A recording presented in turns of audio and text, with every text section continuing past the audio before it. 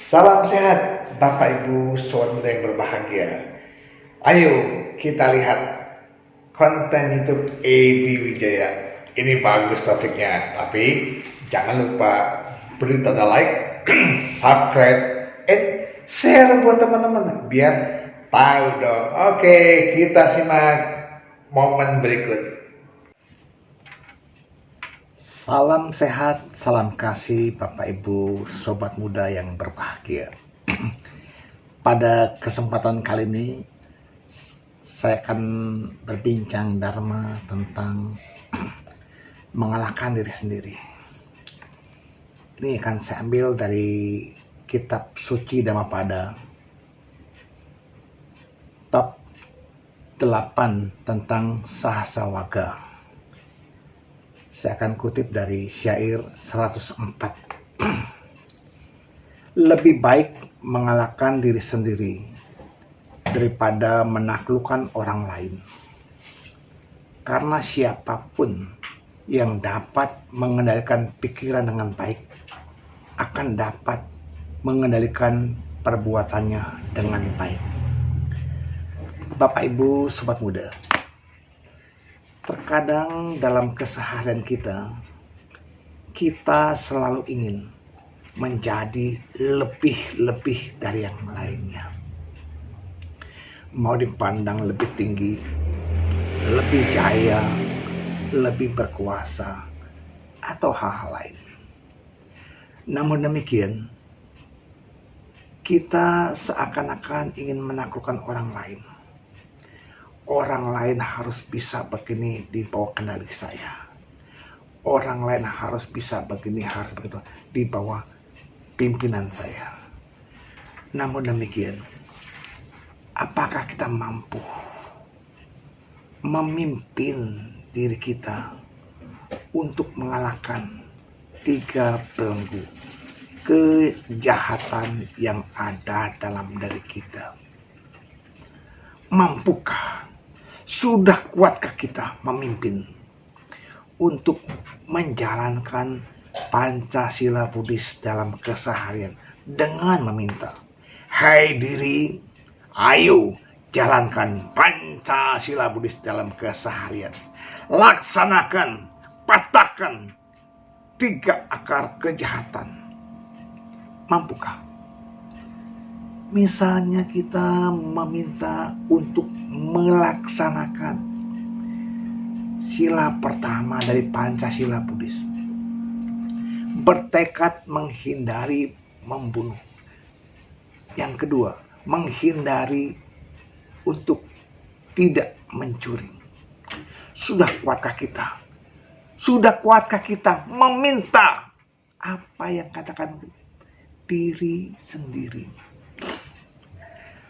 Dalam pelaksanaannya, dalam kesehariannya, tergantung pada kita masing-masing. Ketika musim hujan hampir tiba, perubahan cuaca yang begitu ekstrim, kadang-kadang di tempat kita kerja atau mungkin di tempat ibadah banyak nyamuk. Ayo, bagaimana? Kuatkah kita menghadapinya? Ini tantangan pertama. Atau mungkin ketika ada sebuah pembagian barang-barang, pembagian sembako yang kita juga dapatkan. Puaskah kita dengan pemberian yang ya cuma sekedarnya? Inilah, kita bertanya pada diri kita, mampukah kita mencoba untuk merasa puas dengan pemberian, dengan apa yang kita terima, ya walaupun sekedar. Betapa perang batin seolah-olah ingin merebut milik orang lain masih terpikir dalam benak kita. Kita belum puas ketika menerima sesuatu yang kok sama rata ya. Saya ini lebih tinggi loh. Inilah betapa perjuangan batin harus menang yang baik. Inilah saatnya kita mampu mengendalikan diri. Mampukah kita bertekad, hai diri, sekarang sudah umur sekian, umurmu sudah 54 tahun, ayo tekun meditasi. Mampukah saya bertekad, mampukah saya menjalankan meditasi di kehidupan saya? Harus berjuang. Oh, nggak bisa, saya sibuk. Pagi jam 4 bangun, mandi, berangkat kerja, naik kereta di kantor, sibuk pulang malam. Kapan meditasinya? Tiap orang punya waktu 24 jam. Kehidupan kita sehari-hari kalau hanya disibukkan dengan mencari, memburu materi, kapan kita berbicara dengan batin kita? Kapan kita berintrospeksi? Tadi pagi saya kerjakan ini, siang ini, sore ini, malam itu. Hanya untuk materi fisik. Iya Pak, saya kan butuh materi, butuh uang buat bayar listrik, buat ongkos, buat makan, buat kebutuhan istri, buat kebutuhan hal-hal lain.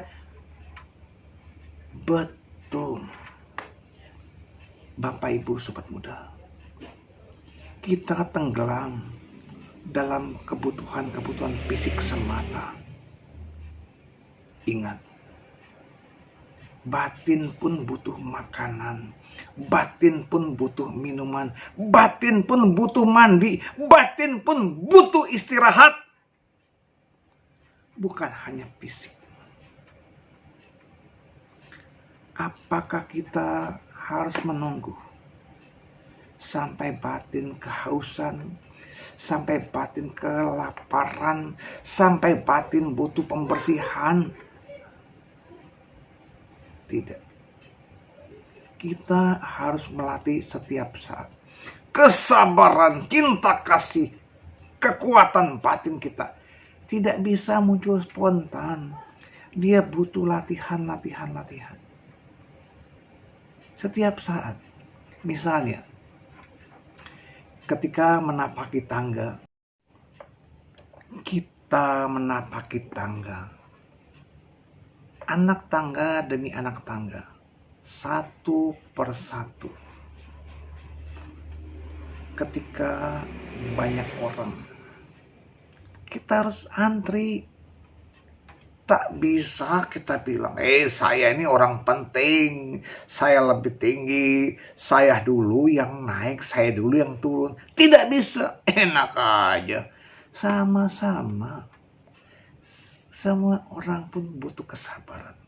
Kesabaran dilatih dengan tantangan, bukan dengan kemudahan. Semua problem kehidupan harus kita lewati. Kebanyakan pasti kehidupan itu, tantangan itu kita lewati lewat tantangan hidup. Mencari uang. Kenapa kita bisa memperoleh kemudahan? Pasti sebelumnya penuh dengan perjuangan. Misalnya sekolah, belajar, harus penuh tantangan.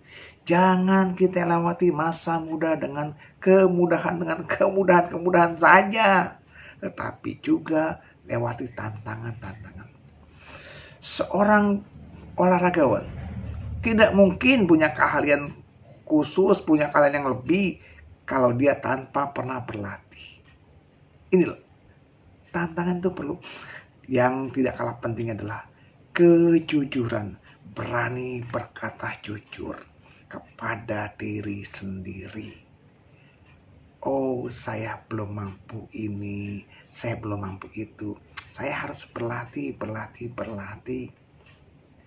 Ketika kesombongan muncul, maka ilmu yang kita mau gali meredup.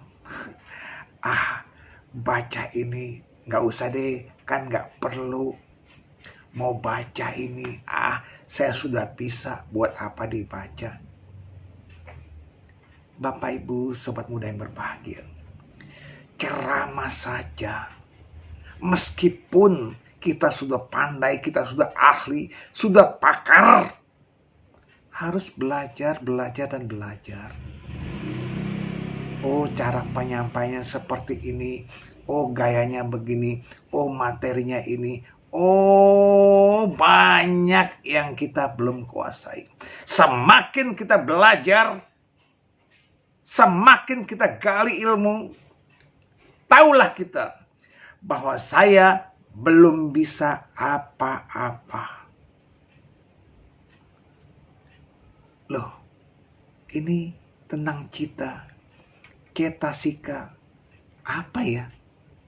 Tanya pada orang yang ahlinya. Oh, ini meditasi. Kok dia bisa begini? Kok Bante bisa begini? Kok Suhu bisa begitu? Belajar, tanya, gali ilmu. Jangan takut. Kepada biksu, kepada Suhu, kepada Bante, kepada Romo, kepada umat, bahkan kepada anak kecil pun kita perlu belajar. Yang namanya belajar tak pernah kenal batas. Ayolah, gali ilmu. Semoga dengan mau belajar, dengan mau menggali ilmu, kita tahu apa kekurangan kita.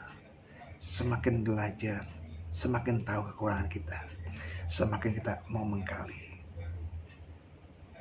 Apapun, ilmu agama, pengetahuan umum, bahkan ilmu bermasyarakat, kita pun perlu mempelajarinya. Semoga uraian ini membawa manfaat buat kita semuanya.